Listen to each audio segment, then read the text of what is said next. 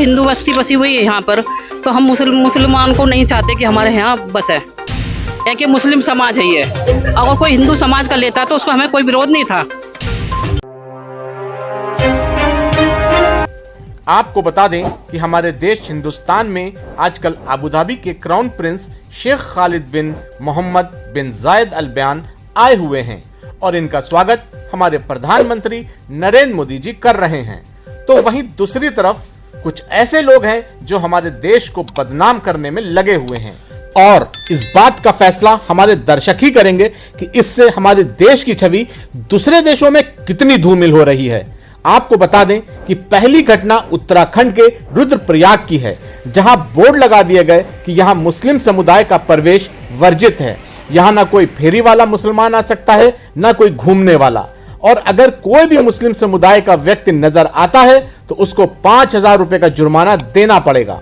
जब कुछ संगठनों को यह बात पता चली तो उन्होंने इसकी शिकायत आला अधिकारियों को की।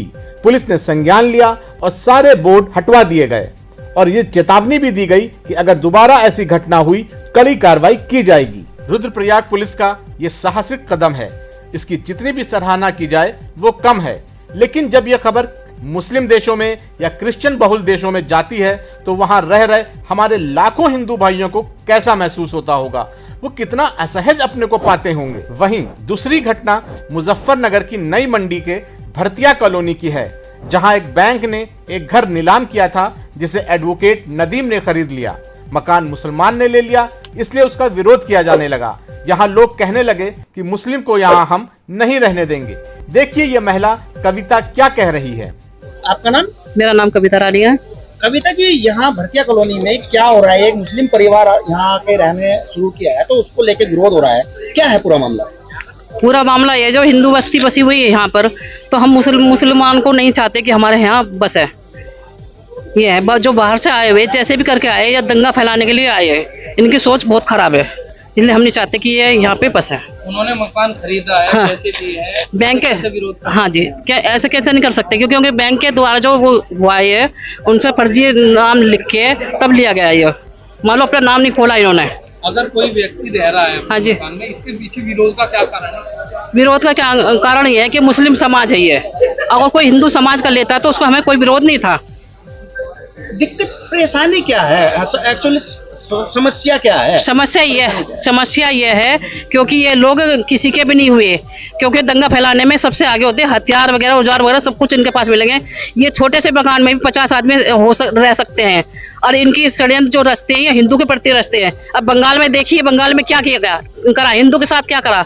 मान लो हिंदू की लड़कियों को मुसलमानों ने किस तरह मारा प्रताड़ित करा गया, ये कोई अच्छी बात थोड़ी ना। ऐसे ही सोच रहे कि हर जगह हम अपना राज कराएं। क्यों लगा ऐसा कि हमें लगा, हम देखते हैं न्यूज वगैरह देखते हैं, सबको पता है।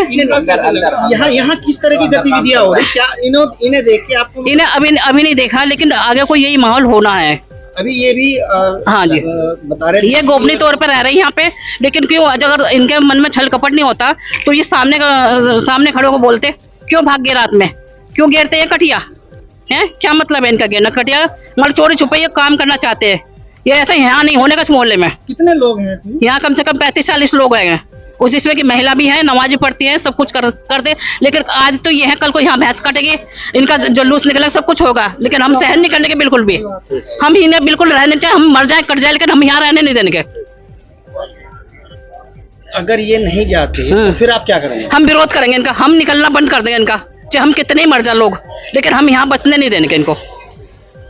अगर ये आपके विरोध प्रदर्शन के बाद भी यहाँ से नहीं गए फिर आप क्या करेंगे? हम भी यही रहेगा हमारा प्लान यही रहेगा, हम इनके यहाँ से निकाल के बाहर फेंकेंगे, चाहे कैसे भी करना हो।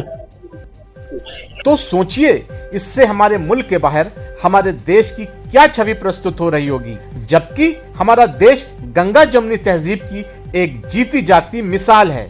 जहां हर समुदाय के लोग बरसों से रहते चले आ रहे हैं, वहां इस तरह की बात हमारे देश की छवि को कितना खराब करती है।